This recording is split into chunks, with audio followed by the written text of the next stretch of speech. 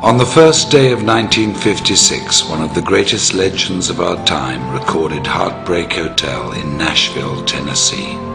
His name was Elvis Presley, and this, his first hit, officially introduced him to the American national music consciousness. The song was inspired by a young man who died an untimely death and evoked the last words, "I walk a lonely street." It was a song that would serve as the definition of a generation of music unlike anything the world has ever seen since. On that day, something else had taken place, perhaps not so momentous at the time, but that would prove to also define a generation, not of music, but of changing people's lives, and who would also die an untimely death as fate would have it.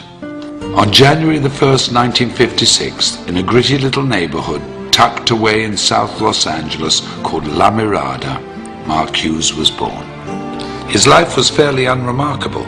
Born to Joanne Hughes and raised by her and Stuart Hartman, whom she married, Mark was probably reared much like many of us. Mind your manners, be responsible, keep your elbows off the table, make good choices. He was skinny and good-looking, polite and friendly, and very protective of his two younger brothers. The quietest of the three boys, he'd inherited his mother's good looks and Stuart's focus and intensity. Like many families of the day, Joanne and Stuart moved the family to Camarillo to try to provide a better life for them, to build a future and keep the family safe. And like many other families of the day, their not-so-picture-perfect marriage fell apart and resulted in a divorce that would change the family forever. Mark's childhood was like many in the growing suburban community: school, day trips to the Channel Islands, bicycle rides and fishing outings. That all came to an end after the divorce, and Joanne began to chase her youth, trying fad diet after fad diet.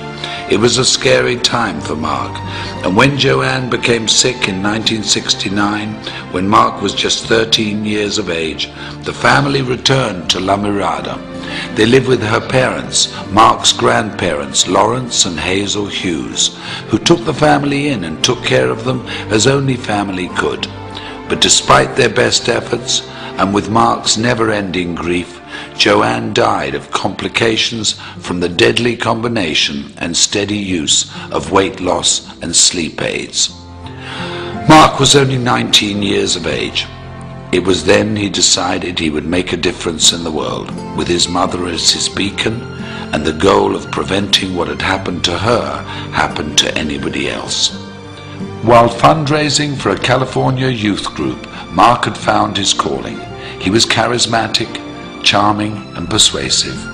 He'd even convinced then Governor Ronald Reagan to part with $500.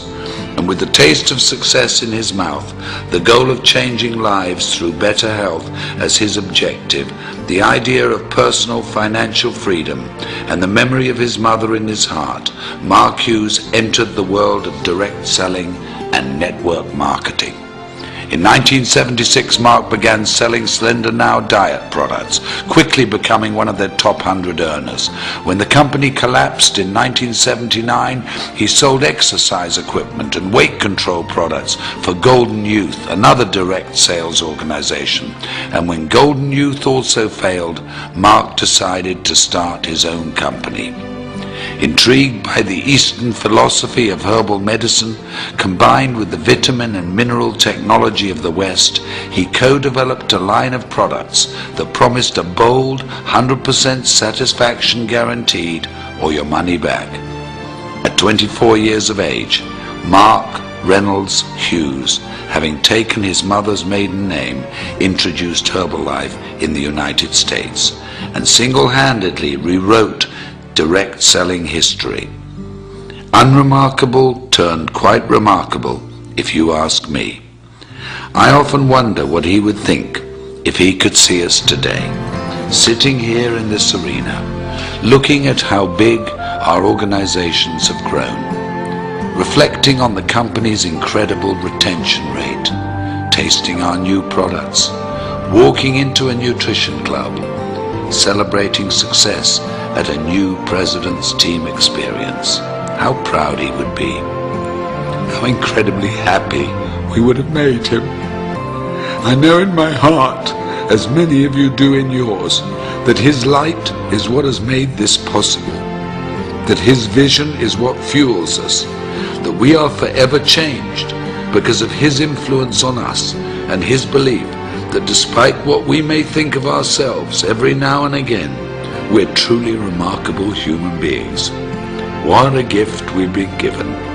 What an incredible, invaluable, unique gift. I had this incredible dream when I wanted to start the Herbalife company that we could help people lose weight and we could help them do it safely, and they would have not just hope, that they would have reality.